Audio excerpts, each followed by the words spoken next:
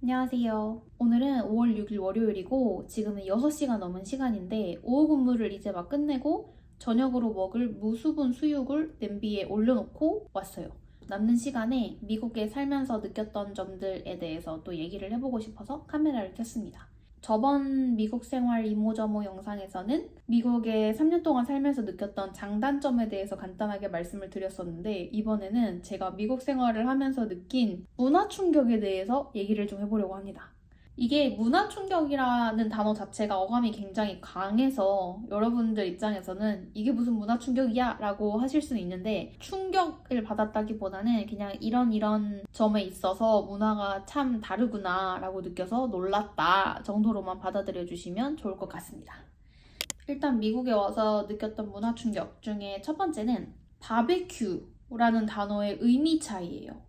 여러분은 친구가 우리 바베큐 파티하자 라고 얘기를 했을 때 어떤 이미지가 그려지시나요? 저는 딱 친구가 야 우리 바베큐 파티하자 라고 하면은 이제 바베큐 그릴을 펴서 숯불에 삼겹살, 소고기, 버섯 이런 거 구워가지고 먹고 라면 끓여 먹고 아니면 부대찌개를 만들어 먹는다든지 아니면 남은 고기로 김치찌개를 끓여 먹는다든지 이런 게 저는 제일 먼저 떠오르거든요. 근데 제가 2016년도에 미국에 처음 왔을 때 인턴십을 대학교 부설 어학원에서 진행을 했거든요. 그래서 거기서 만난 친구들이 다 이제 다양한 국적을 가진 학생들이었단 말이죠. 근데 그 중에 한 명이 이제 저를 데리고 근처 교회에서 진행하는 바이블 스터디에 갔었어요. 근데 이게 바이블 스터디라고는 하지만 사실 친목의 목적이 굉장히 강한 모임이었거든요. 그래서 저 같은 경우는 기독교인은 아니지만 친구를 따라서 놀러 갔었어요. 근데 이제 거기서 친해진 친구들이 이제 얘기를 한 거죠. 아, 우리 다음 주에 바베큐 파티하러 공원에 갈 건데 너도 올래? 그래서 저 같은 경우는 바베큐 파티? 약간 인턴십 하면서 좀 궁핍한 생활을 했기 때문에 고기를 많이 먹을 수 있는 기회가 되겠군 해가지고 좋아! 라고 이제 얘기를 했죠.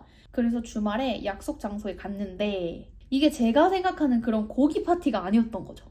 이 사람들은 바베큐 파티 하자라고 얘기를 하면 버거나 약간 그 미국식 핫도그 있죠? 빵 사이에 소세지 껴서 먹는 그런 거를 만들어 먹는 파티였던 거예요. 그래서 저는 아니 이렇게 고생해서 막 바베큐 그릴이랑 재료랑 다 준비해가지고 왜 고작 버거를 만들어 먹는 거야? 이런 식으로 좀 놀랐던 기억이 있습니다. 미국에서 느꼈던 문화 충격 두 번째는 바로 미국이 굉장히 환불에 관대하다는 사실이에요. 물론 마트나 쇼핑몰에 따라서 그 정책이 많이 달라지기는 하는데 좀 대형 쇼핑몰이나 대형 마트 같은 데 있잖아요. 타겟이나 월마트, 아마존 이런 데는 환불에 굉장히 관대합니다. 그래서 환불할 수 있는 기간도 기본 한 달인 경우가 많고 그것보다 더 넘어서는 경우도 많아요. 코스트코 같은 경우는 막 몇 달이 지난 제품도 환불을 해주고 심지어는 택이 뜯어져 있거나 제품이 오픈되고 사용된 이후에도 환불을 해주는 경우가 굉장히 많더라고요. 그래서 놀랐습니다. 저 같은 경우는 한 2달 정도 전에 라로슈포제 미국 웹사이트에서 그 B5 히알루론산 세럼을 샀었거든요. 근데 이게 한두 푼이 아니에요. 미국 달러로도 50달러인가 60달러 정도 됐었던 것 같은데 그거를 구매를 하고 일주일 정도 사용을 하니까 이마에 좁쌀이 너무 많이 나는 거예요.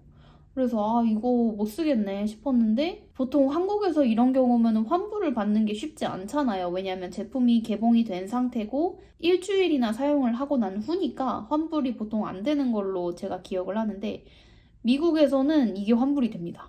그래서 제가 고객센터에 일단 연락을 해서 이런 상태라서 내가 이게 환불이 되는지 궁금하다. 혹시 답변을 해줄 수 있냐? 이런 식으로 이제 전화를 했었어요. 근데 그쪽에서 묻지도 따지지도 않고 당연하지. 물론 환불되지. 우리가 리턴 레이블 보내줄 테니까 그냥 택배로 다시 우리한테 보내주면 환불될 거야. 이렇게 얘기를 하는 거예요. 그래서 저는 이제 좀 불안한 마음에 근데 이거 내가 이미 오픈을 했고 일주일 동안 사용을 했는데도 환불이 되는 거야? 이랬더니 그쪽에서 당연하지. 이게 너 피부에 안 맞는데 어쩌겠어. 우리는 너한테 최선의 결과를 보여주고 싶었는데 그게 안 됐다니 오히려 너무 미안할 따름이야. 막 이런 식으로 얘기를 하는 거예요. 그래서 미국 사람들은 환불에 굉장히 관대하다 라는 거를 배웠습니다. 미국에서 살면서 느꼈던 문화 충격 세 번째는 바로 이 사람들은 점심을 안 먹어요.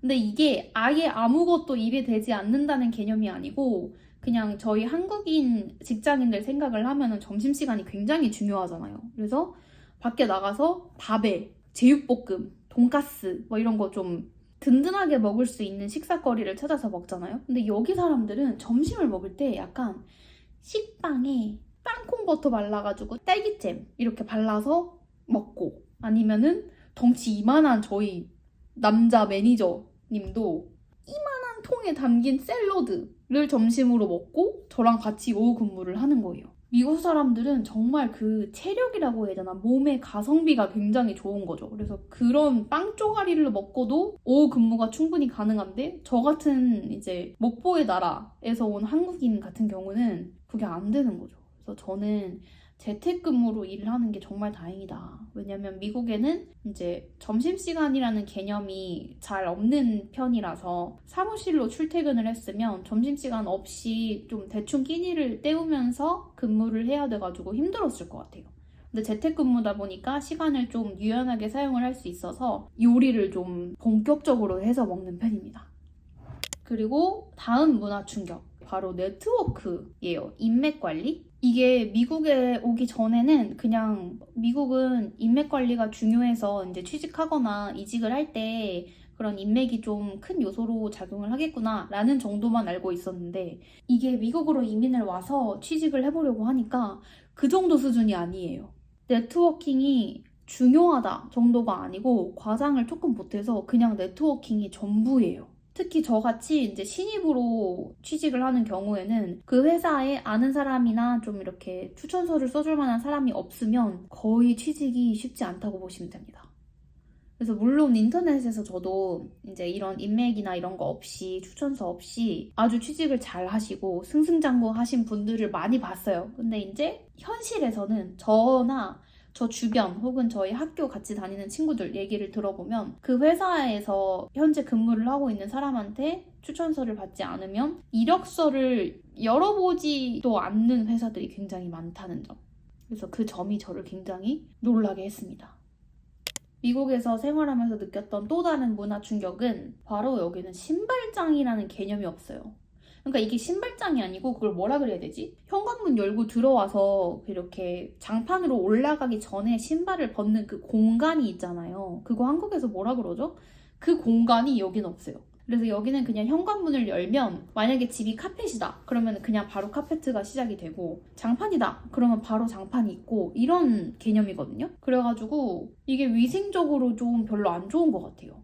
물론 미국은 애초에 신발을 완전히 벗는 나라가 아니다 보니까 그 공간이 없는 게 당연하다고 생각은 할 수 있는데, 이게 지내면서 참 느껴지는 좀 찝찝함, 은근히 불편함, 이런 게 있습니다. 제가 이제 집을 사서 이사를 가게 되면 저는 아마 이렇게 타일을 깐다든지 하는 식으로 그 신발장 공간을 따로 만들어둘 것 같아요. 그리고 마지막 문화 충격은, 사실 이거는 그냥 제가 지금까지 무지해서 그랬던 걸 수 있는데, 바로 여기는 펩시랑 코카콜라를 굉장히 예민하게 구분합니다. 그래서 저희 같은 경우는 한국에서 콜라 하나 주세요 라고 하면은 펩시나 코카콜라나 그냥 따로 상관없지 않나요? 아닌가? 이거는 제가 콜라를 좀 즐겨 먹는 스타일이 아니어가지고 그냥 제가 착각한 걸 수도 있는데, 어쨌든 저는 한국에서 펩시가 나오든 코카콜라가 나오든 별 상관없이 그냥 마셨던 기억이 있거든요. 근데 한 저번 주 정도에 너무 더워가지고 제가 콜라를 한 캔 마셨어요. 아니, 펩시를 한 캔 마셨어요. 그리고 나서 이제 막 뭐 이것저것 먹고 하다가 남편이 너 오늘 음료수 뭐 마셨어? 이렇게 물어봐가지고 Yeah, I had some Coke 라고 얘기를 했죠. 근데 여기서는 이제 콜라라고 안 하고 Coke라고 하거든요. 그래서 I had some Coke 이랬더니 에? 집에 코크가 있어? 이러는 거예요. 그래가지고 저는 냉장고에 우리 엄청 많아. 저기 캔 있잖아. 이런 식으로 하니까 그거는 펩시야 이러는 거죠. 그래서 저는 펩시나 코크나 그게 그거 아니야? 그냥 콜라잖아 이랬더니 펄쩍 뛰면서 아니라고, 펩시는 펩시고 코크는 코카콜라다. 저는 또 약간 충격적이다. 물론 농담 반 진담 반이겠지만 어쨌든 여기는 그렇게 정확하게 구분을 한다고 합니다. 한국에서는 어떤지 모르겠네. 한국에서는 어떤가요? 이렇게 오늘은 제가 미국에 4년 동안 살면서 느꼈던 문화 충격 중에 몇 개에 대해서 얘기를 나눠봤는데요. 여러분도 만약에 미국에서 생활하면서 느꼈던 문화 충격이 있거나 아니면 주변에서 미국은 이렇다더라 라고 들어보신 게 있으면 댓글로 남겨주세요. 저도 너무 궁금해요. 또 다른 문화 충격은 뭐가 있을지. 그럼 저는 이 정도로 마무리를 하고 이제 저녁을 먹으러 가보도록 하겠습니다. 안녕, 다음 주에 봐요.